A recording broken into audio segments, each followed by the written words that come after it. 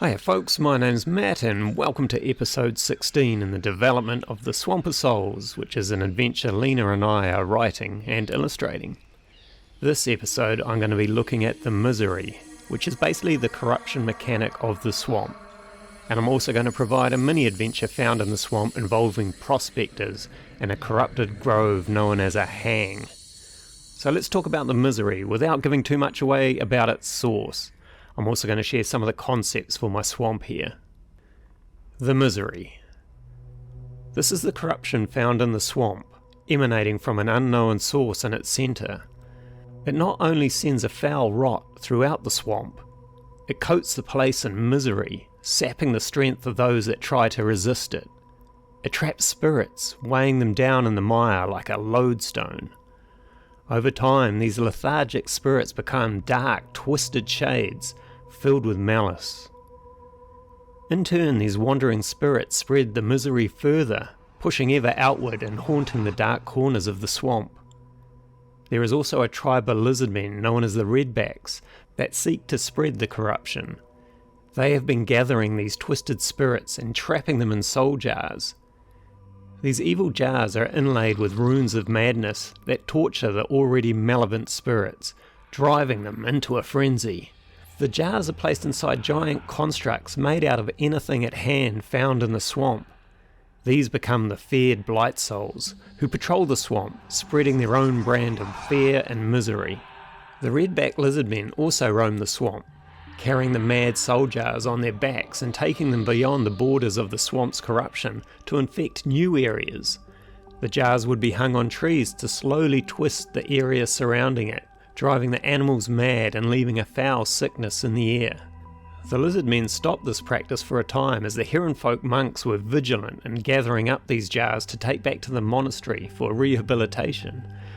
But now, with the heronfolk monks' numbers dwindling, the redbacks have once again taken to spreading these jars throughout the swamp. The prospectors have called these places hangs, and discovering such a location can make a prospector very rich. This has led to an influx of adventurers now entering the swamp and looking for these corrupted soul jars. The heronfolk monks will pay good coin for them and also welcome the practice as adventurers are helping to slow the spread of corruption known as the misery. So let's talk a little bit about the mechanics of the misery. The corruption has spread to the borders of the old swamp known as the husk. This is where the swamp's vegetation has curled and twisted at the reaching touch of the misery and hardened into a shell that surrounds the old swamp. The outer regions, known as the young swamp and the wetlands, are relatively corruption-free, with only a few secluded groves that have become haunts for tormented spirits, or hangs where lizardmen have hung tortured soul jars to spread the misery. These areas will be sought after by low-level prospectors not yet ready to push through the husk and brave the extreme dangers of the old swamp. Once they enter the old swamp, however, they will have to deal with the corrupting influence of the misery. If the GM doesn't want to add this further layer of complication to the party's adventure, it can be introduced more as a narrative flavour to the campaign, where the players feel the creeping rot sap their will and dampen their spirit, though it won't affect them mechanically. However, if you want to make entering the old swamp a hardcore experience where the players must prepare and also balance the time they spend in there versus how far they push, you can apply the following mechanics. Every 2 hours they need to make a saving throw to fight off the effects of the misery. These saving throws can be adjusted by the party having an alliance with the ghost elves who might pass on a salve which can help fight off the corruption, or they could be simple things like eating druid good berries which add +2 to the save for the day. The GM can decide if certain player abilities or spells can hold off the corruption. Some might make them immune from effects of the misery for a certain time, anywhere from 2 hours to a whole day. Other abilities, such as heal spells, might even cure damage caused by the corruption and push back any corruption levels gained. The GM should encourage the creative use of spells and abilities to hold off the corruption. This is not a case of the GM being kind-hearted. It puts a decision in front of the player on what abilities they burn on fighting the corruption and what they save for encounters. All of this adds to the feeling of being worn down by the oppressive misery of the deep swamp, and also places an importance on bringing support classes on the expeditions.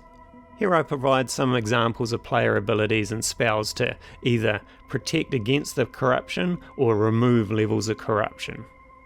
And we also look at the corruption levels, which are ranked from 1 to 8 and basically act as exhaustion levels with a bit of other flavour thrown in there as well. I'm going to also be testing out an idea on tracking the corruption levels of the inner swamp, and as players defeat blight souls and complete quests, they could weaken the corruption, allowing them to push deeper into areas that were at one time unapproachable. Speaking of such quests, let's look at one of the adventures in the Young Swamp. One where the players help a prospector secure a soul jar that is corrupting a bog in this Young Swamp. I'll provide information you can screenshot to be able to run this adventure. Of course, our amazing Patreons get a fancy PDF with extra info in it to provide the full experience. Lena did all the cool illustrations for this adventure, and I'll share those as we go. An old prospector approaches the party. He has found a hang in the wetlands. A hang is prospector slang for a corrupted area where a tortured soul jar has been hung. It's on a boggy island he couldn't get to because of the half-crazed crocodiles that are swimming in the waters surrounding it. He offers the party a share of the profits if they help him retrieve the soul jar. Little does the party and the prospector know, but the spirit of the soul jar has infected the island itself and brought it partially to life. They must defeat this living island to drive the spirit fully into the soul jar and claim it as a valuable prize. So starting the challenge, the old prospector known as Gumpty approaches the party. They might be in the grim shank at the town of Dusk, still to be developed, or be staying at the village of Roost, or just be in a generic roadside tavern. Let's read the opening description. A small, wiry old man enters the tavern and glances around with a slightly wild stare. His eyes settle on your party, and he squints as he hesitates. And then, with a grimace, he shuffles your way, one leg dragging slightly behind him, his rounded back bent over in a hunch. He pulls up a chair, and after one last look over his shoulder, leans in and whispers, "You fellas for hire? I need some folks to take care of some crocs for me." He leans in further, his huge bushy eyebrows bunched up. "I found a hang out in the wetlands, but the damn jar's gone drove the place crazy. You fellas help me get it, and I'll split the profits. I got a guy who pays good coin for the stuff, and judging by how crazy the crocs are, I think it's a powerful spirit in that jar. I'll get us a good price for it. What do you reckon?" Now I've also included a screenshot detailing how negotiations could go, and why the party shouldn't double-cross old Gumpty. Gumpty will lead the way, heading out by raft. After a time he will hit the marshy land of the Young Swamp and state that they will have to go on foot from here on. He will wait at the shoreline for a few minutes until satisfied no one else is following him. The GM could introduce an encounter here with a rival adventuring party trailing the expedition. These rivals could be quite aggressive, looking to kidnap Gumpty to reveal the location of the hang. An added complication could be that if anything happens to Gumpty, a bounty on the players' heads is triggered. Let's go over the description for when they arrive at the hang. You spend several hours trudging through the soft, marshy land of the Young Swamp. The fog clings lightly to the lush vegetation that surrounds you. Everything here is damp and decaying, smelling of rich earth and pungent, rotting eggs. Insects swarm all around you, buzzing and biting. Old Gumpty leads the way, surprisingly spry and tireless. Eventually he pauses and crouches, beckoning the party to him. He points to a small island in the middle of a bog. "That's it there. Look on that branch." Your eyes narrow as you scan the distant island. It looks solid enough, with a small grove of trees sprouting from it. A lone branch hangs over the water holding a red glowing jar. Even from here you can feel the foul energy spilling from that jar, raising the hairs on your arms and leaving a nauseous taste of bile in the back of your throat. Between you and the island, Scattered across the algae-covered waters are mounds of tussock. Some look solid, large enough to take your weight. The surface of the water is broken constantly by the writhing forms of thrashing crocodiles.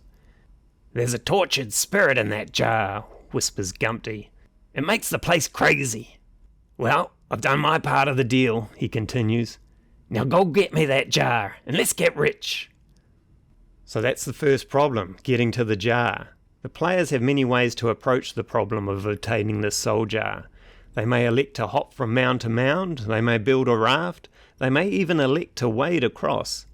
There are a number of mechanics to try and cover most of the possibilities the party might come up with, and I'm going to include them here in a screenshot for you to go over. Now, once they reach the soul jar, the party might think they have succeeded in their goals. Unfortunately for them, this is when the true test begins. The soul jar has been here for a while, and the powerful spirit it holds has infected the island, partially bringing it to life. The soul jar has acted as a lure to bring unwitting prospectors close enough for the island to rear up and try to devour anyone unlucky enough to enter its reach. Fortunately, the great shambling mound is a slow-moving mass that the players can pick off at range. It's the initial ambush that will prove the greatest danger to the prospectors. I'm going to include the stat block of the living island here. And then for the conclusion, after reaching the soul jar, Gumpty agrees that a deal's a deal. Let's go back to Coop and sort out your payment. He will lead the party back to the tavern. If the GM wishes a further encounter, the players could also be ambushed by a rival adventuring party waiting for them to return with the soul jar. Otherwise they return to the tavern and Gumpty happily pays out the agreed upon amount. If asked what he will do with the soul jar, he says he has a contact here in Dusk who deals with the heron folk. That contact will sell the jar to the heron folk and take a small cut. It saves Gumpty having to make the trek himself, which can be quite dangerous these days. He will mention there's good coin to be made if the outsiders can get in the good books of the heron folk. And that about wraps up episode 16. I hope you enjoyed it and had fun with the adventure, and let's meet up again in the next episode. Cheers fellas, and I'll catch you later. Bye.